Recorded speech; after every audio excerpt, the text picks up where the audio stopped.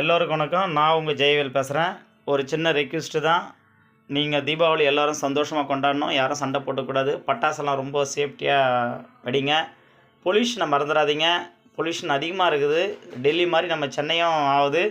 அதனால் பட்டாசை ஓரளவுக்கு பசுமை பட்டாசாக வாங்கி வெடிங்க. ரெண்டாவது, ஊருக்கு போகிறவங்கலாம் கொஞ்சம் சேஃப்டியாக பஸ்ஸில் ஏறுங்க. ஏறும்போது அவசரத்தில் தன்னுடைய குழந்தைகளை மறந்து பஸ் ஸ்டாண்டில் விட்டு போயிடாதீங்க. தன்னுடைய உடைமைகளை பத்திரமா இருங்க. இந்த தீபாவளி திருநாள், இந்த பண்டிகை டைம்கள்லாம் திருடர்கள் நிறைய வருவாங்க. அவங்க உங்களுடைய மேல் பாக்கெட்டில் இருக்கிற செல்ஃபோன் மேல் பாக்கெட்டில் வைக்காதீங்க, கவனமாக வைங்க. பர்ஸ்லாம் மேல் பாக்கெட்டில் வைக்காதீங்க, கவனமாக வைங்க. பஸ்ஸு ஏறும்போது முடிஞ்ச அளவுக்கு பின்னாடி படிக்கட்டிலேருந்து ஏறுங்க.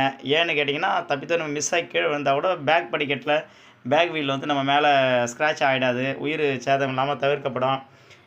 ரெண்டாவது, கவனமாக ஊருக்கு போங்க. வரும்போது கவனமாக வாங்க. மொத்தமாக ஊருக்கு கிளம்பாதீங்க. கொஞ்சம் இதுவாக போங்க. எல்லோரும் ஒரே நாளில் போனாலும் தமிழ்நாடு அரசு அவ்வளோ பேருந்துகளை இயக்க ரொம்ப கஷ்டம் இல்லையா? உங்களை எடுத்து ஒப்படைச்சாலும் வரும்போது எம்டியாக தான் வரும். அது நம்ம அரசுக்கு கொஞ்சம் நஷ்டத்தான் ஏற்படுத்தும். முடிஞ்ச அளவுக்கு கார்லாம் ரொம்ப வேகமாக ஓட்டாதீங்க. தீபாவளி சந்தோஷமாக கொண்டாடணும். நிதானமாக போங்க. வரும்போது நிதானமாக வாங்க. அதனால் கொஞ்சம் சேஃபாக ட்ரைவ் பண்ணுங்கள். முடிஞ்ச அளவுக்கு இரவு நேரத்தில் பயணத்தை தவிர்த்துருங்க. பகல் நேரத்தில் போங்க. பட்டாசுகளை கொஞ்சம் குறைச்சிருங்க ஐயா. நிறையா பொல்யூஷன் இருக்குது. மூன்றாவது ஒரு நல்ல விஷயம் ஒன்று சொல்கிறேன்.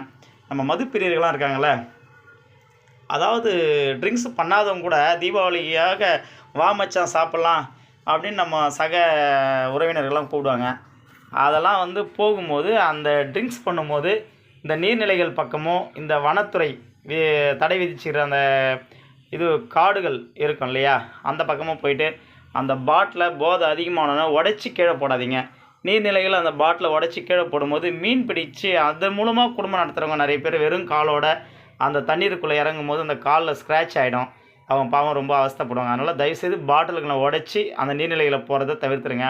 ரெண்டாவது, வனப்பகுதிகளில் இந்த பிளாஸ்டிக் கழிவுகள், அதை என்ன சொல்கிறது, குர்குரே, லேஸ் இதெல்லாம் அந்த சரக்கு அடிக்கிறதுக்காக யூஸ் பண்ணுவீங்க, ஷைடிஸ் யூஸ் பண்ணுவீங்க.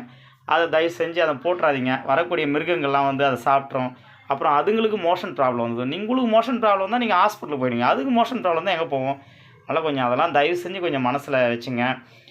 ரெண்டாவது, இந்த கால்நடைகளுடைய காலில் குத்திரும். அப்போ குத்தும்போது அதுங்களுக்கு மழை டைம் வேறு, இப்போ செப்டிக் ஆகிடும், இன்ஃபெக்ஷன் ஆகிடும். அவங்களாம் ஹாஸ்பிட்டலுக்கு போக முடியுமா? யாராவது கூட்டு போக முடியுமா? முடியாது இல்லையா? அதனால் மனிதர்களாக பிறந்த நம்ம நல்லதே செய்வோம். கெட்டதை செய்யக்கூடிய குரூப் இருக்கும். அது ஒரு காலகட்டத்தில் திருந்தோம். அவங்களுக்கு அந்த பிரச்சனை ஏற்படும்போது திருந்தோம். நம்ம எப்பவுமே நல்லவங்களாக வாழ்வோம், நல்லது செய்வோம். ஹாப்பி தீபாவளி நல்லா கொண்டாடுவோம். பொல்யூஷனை குறைப்போம். புரியுதுங்களா?